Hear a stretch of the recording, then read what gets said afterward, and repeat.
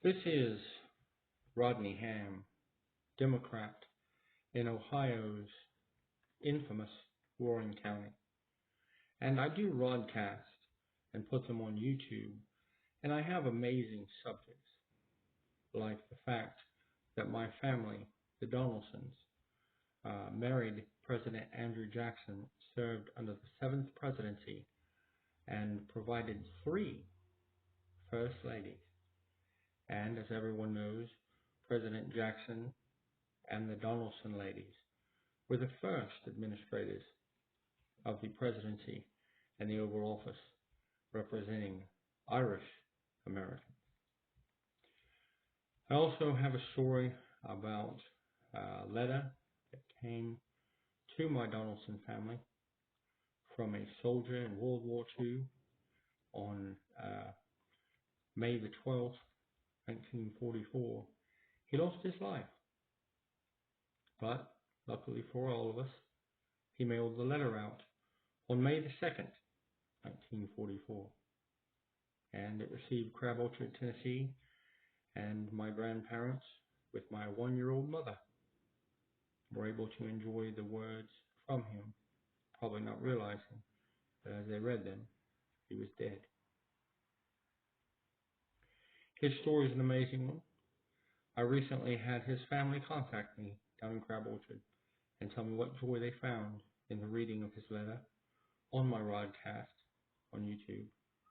And it gave me great pleasure to be able to provide joy and fill their hearts with the words from so many years ago from a brave United States soldier right near Memorial Day, and being able to share in some of the sorrow of his mother who lost her son very, very close to Mother's Day on May the 12th of 1944.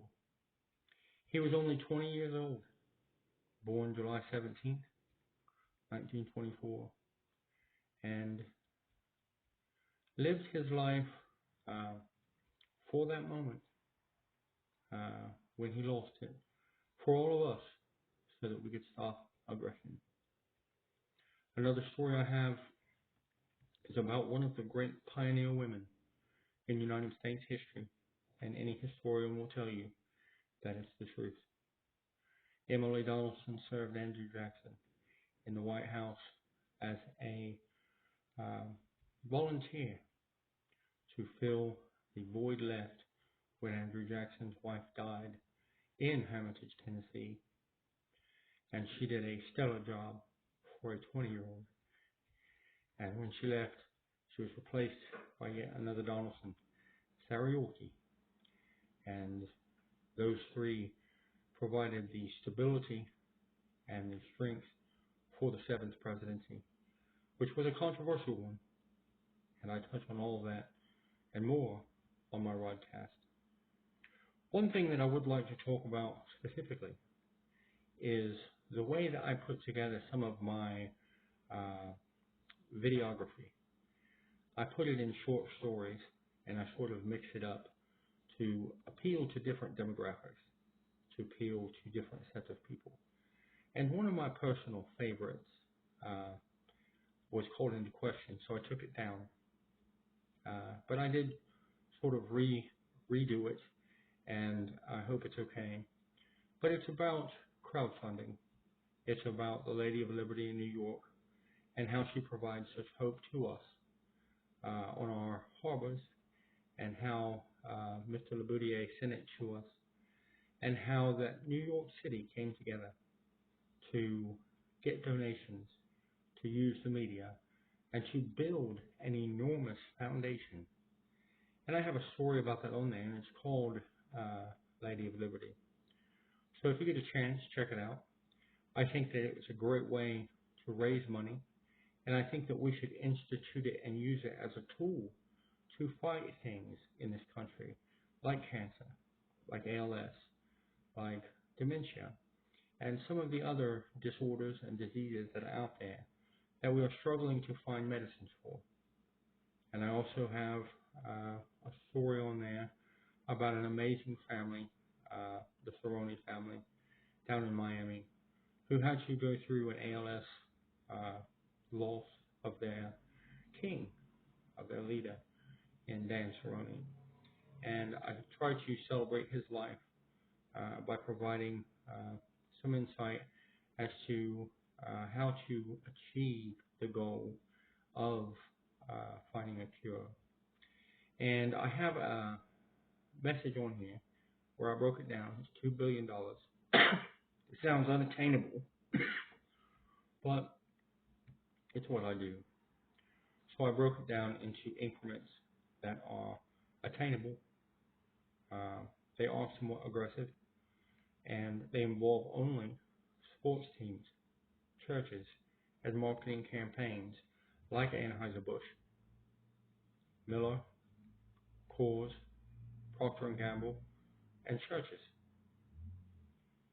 And hopefully some of the churches out there will get involved, and some of these business leaders will get involved, and we can do something similar to the seat tax for the very expensive parking at some of the recreational activities, and possibly share in some of those profits and send those donations in and post them so that we can hold you accountable for your good duties as citizens of these United States of America.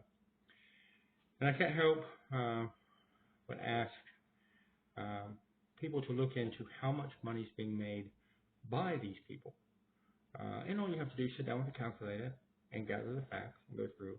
And you can see that if they're selling a, just say for instance, a Labatt Blue at Fifth Third Field here in Dayton, and it costs $8, and you walk outside and you know that the store has it for 99 cents, then you know that the store is only paying 69 or 79 cents for the can.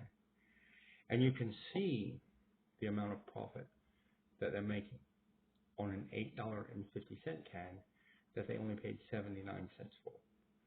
And if we go into that mindset and hold some of these people accountable as politicians and take a look at what I would call gluttony, what I would call taking advantage of a crowdfunding situation, we can divert that money from the possible repercussions that are caused by recreational drinking and focus them on things like fighting the disease or curing a disease,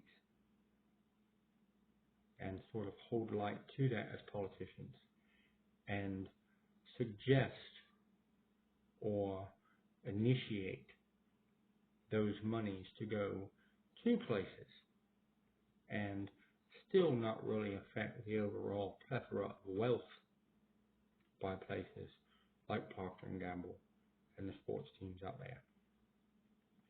With that said, a Democrat I am. My family founded the Democratic Party. It's a great story. And what I believe that we need to do as Democrats is build bridges, like in my book, with the way that we speak to people, with the way that we address situations. And I think that we can start out by building hope.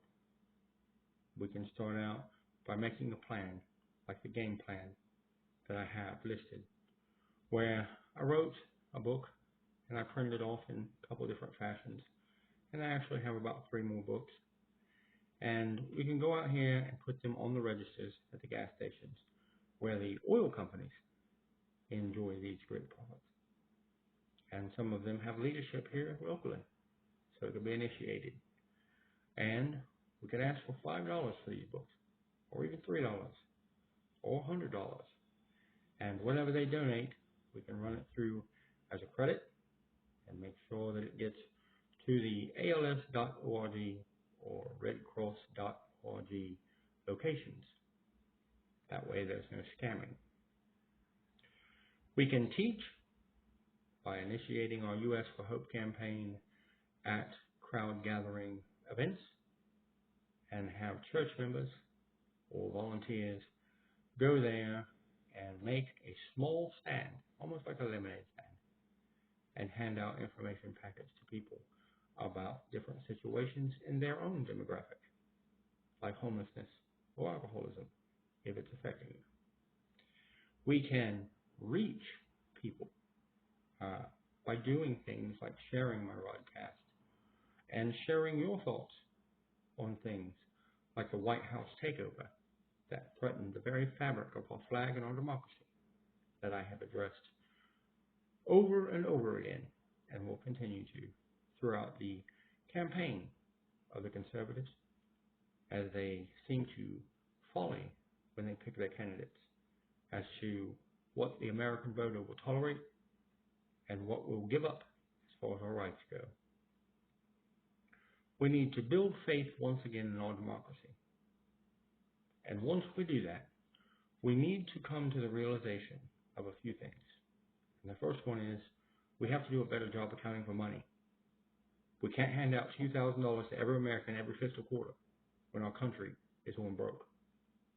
And we can't sit here and blame anybody else because it happened under Donald Trump. The man who's supposed to be so good with money is handing out free money in an account that is flatline busted.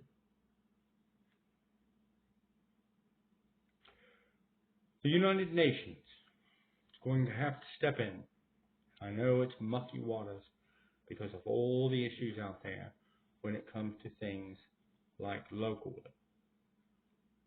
and oil companies and how they can handpick and develop situations that are beneficial to them and then turn the lights off when those situations are not beneficial to them. And the United Nations has to refer back to things like the Geneva Accord and see if there is some constitutional value to what I read, which is that if you support a terrorist campaign, you can be charged with treason just like Mr. Snowden was, and you can be hung. Folks, that's my broadcast for today.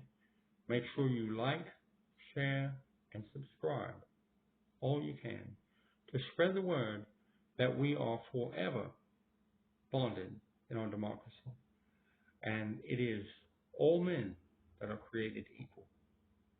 We need to bring back prayer in school because you can pray liberty, meaning you can pray to whatever God you like, silently.